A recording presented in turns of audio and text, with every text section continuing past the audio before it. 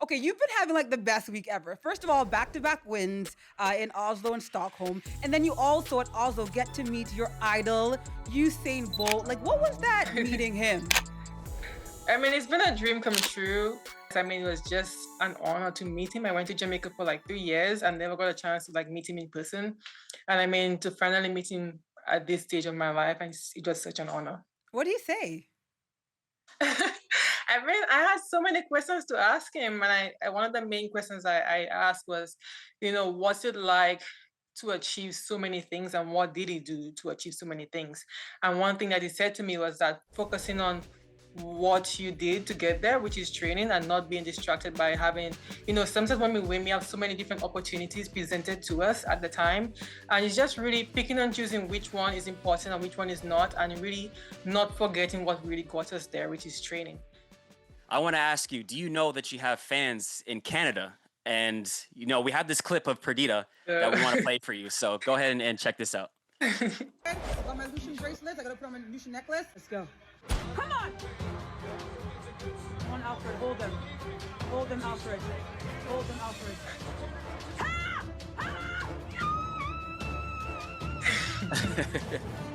So that's the co-host Perdita cheering you on. Fans in Canada, how does that feel to have support around the world? No, it feels surreal till now. One, just remembering, what I've done, especially in Paris, and just seeing the amount of support that I have like around the world, and now knowing Canada, I have so many supporters Mhm. in Canada. It's such an amazing feeling. Nice. Can you even walk around? Like, do you get mobbed? Do you have to have security detail on you protecting you? Like, what's it like? I know you have your national holiday, Julien Alfred Day, Yes. September Mhm. 27th. So what's it like for you? Is it has your life changed? Do you need security on you 24/7? I'm always assigned one when I go to St. Lucia for sure now.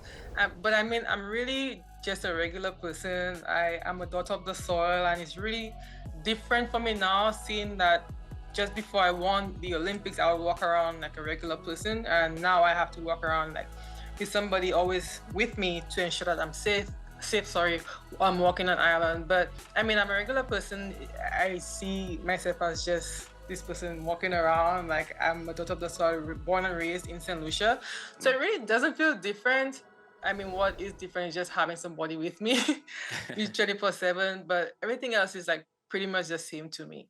You have just really done something so significant. And I honestly don't think for you it's going to sink in right away. I think you're still processing and going through it as you compete. Really, the way Yes. that you've just put the island on the map and the way that you've inspired, other athletes. In fact, there's I think is it JD or Jetty Emmanuel is another JD athlete. Manuel. Yeah, JD Emmanuel, Yes. right? Two double gold medals from Carifta Games.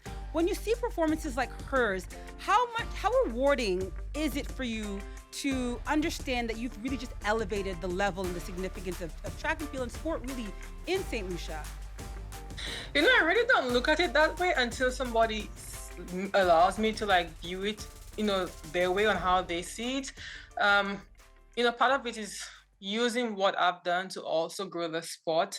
And I think based on where I'm at, all the way in Texas, I don't think I realize the impact that I have on others who trains in St. Lucia, such as JD. But just when I'm told that, I inspire the younger generation in St. Lucia, I mean, that's really what I wanted because I grew up watching Living Spence, I grew up watching Usain Bolt, and really wanted to be that inspiration for the youth in St. Lucia. We also have like Naomi London, who's now at Texas. She's competing for Texas and hoping to have JD at Texas.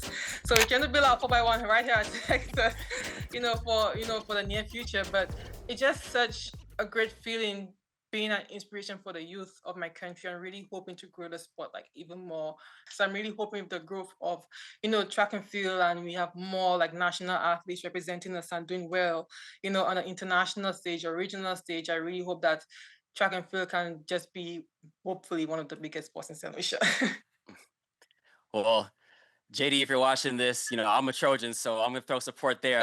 I know Julian's a Texas Longhorn, but go ahead and sign with the Trojans. But Julian, you're only 24 years old, and I've been watching. I remember when you were in college and you were just lighting it up. You set the world on fire. Won all those NCAA titles, broke collegiate records, won the Bowerman, and then, of course, last year won the gold and silver in Paris. At 24 years old, you've achieved a lot in your career. What's left for you? What else are you trying to knock off on the checklist? I really don't want to go to be competing on the international stage like 35, 36. I don't want that for myself.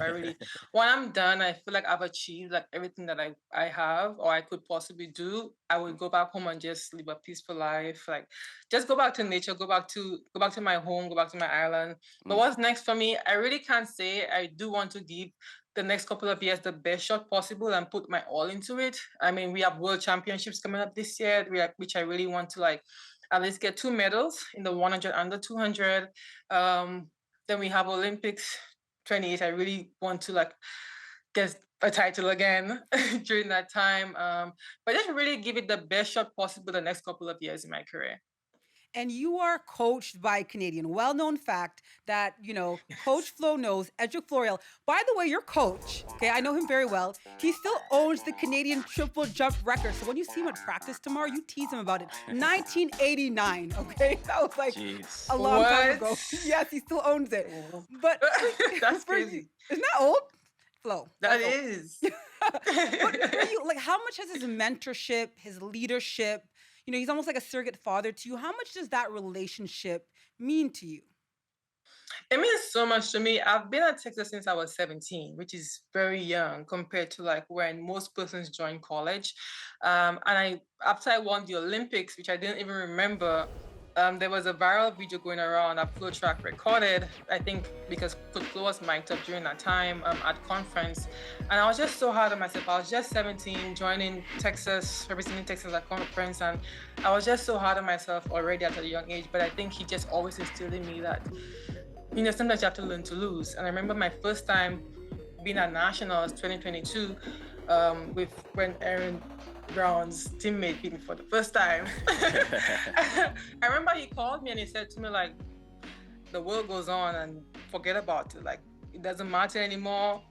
Take your loss and move on because everybody else moved on with their life. And I think that day to day, he always instilled in me like different life practices. I mean, now I'm still with him, which shows that, my loyalty like lies with Coach Flo because of how much he has just poured into me. Thank you for making time for Trackside. I know Aaron Brown and I were really happy to hear that you signed on to talk to us. So we wish you the best for the rest of the season, and we can't wait to see what you do next, girl. Thank you so much, and thanks for having me.